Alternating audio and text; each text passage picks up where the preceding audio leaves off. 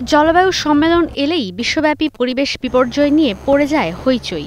এ সময়টায় জলবায়ু পরিবর্তনের কারণে মানুষের ক্ষয়ক্ষতি নিয়ে উঠে আসে নানা প্রতিবেদন। এমনই এক প্রতিবেদন প্রকাশ করেছে অ্যামনেস্টি ইন্টারন্যাশনাল, যেখানে বলা হয়েছে পৃথিবীর 1/3 মানুষ যারা জীবাশ্ম জ্বালানি প্রকল্পের আশপাশে বাস করে, তাদের মধ্যে 200 কোটিরও বেশি মানুষ চরম স্বাস্থ্য ঝুঁকিতে আছে।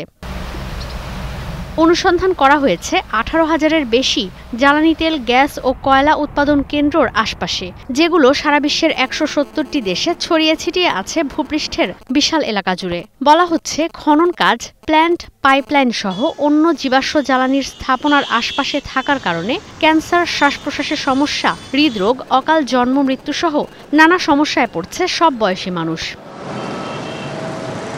1/3 জ্বালানি প্রকল্পই কোনো না কোনোভাবে নষ্ট করছে জলাভূমি, বন কিংবা নদীর বাস্তুসংস্থান, নষ্ট হচ্ছে জীববৈচিত্র্য। সারা বিশ্বে জীবাশ্ম জ্বালানি প্রকল্পের বাস্তব চিত্র হতে পারে আরও গুরুতর। যদিও এর মধ্যে রয়েছে আশার খবরও।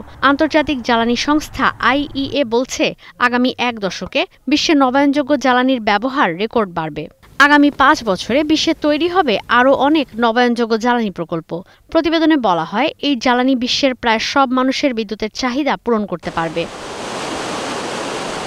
বিশ্বের বৃহত্তম প্রযুক্তি প্রতিষ্ঠানগুলোর পরমাণু প্রকল্পে জোর দেওয়ার কারণে ডেটা সেন্টারগুলো বিদ্যুতায়িত করতে বিনিয়োগ 2025 সালে ছাড়াবে $580 বিলিয়ন, যেখানে সারা বিশ্বে জ্বালানি তেল সরবরাহে খরচ হয় $540 বিলিয়ন। জলবায়ু সম্মেলন COP30 থেকে 2030 সালের মধ্যে নবায়নযোগ্য জ্বালানির উৎপাদন 3 গুণ বাড়ানোর পাশাপাশি জীবাশ্ম জ্বালানির ব্যবহার থেকে পুরোপুরি সরে আসার লক্ষ্যে এগিয়ে যাওয়ার চেষ্টা চলছে। ঈশিতা ব্রহ্ম, স্টার নিউজ।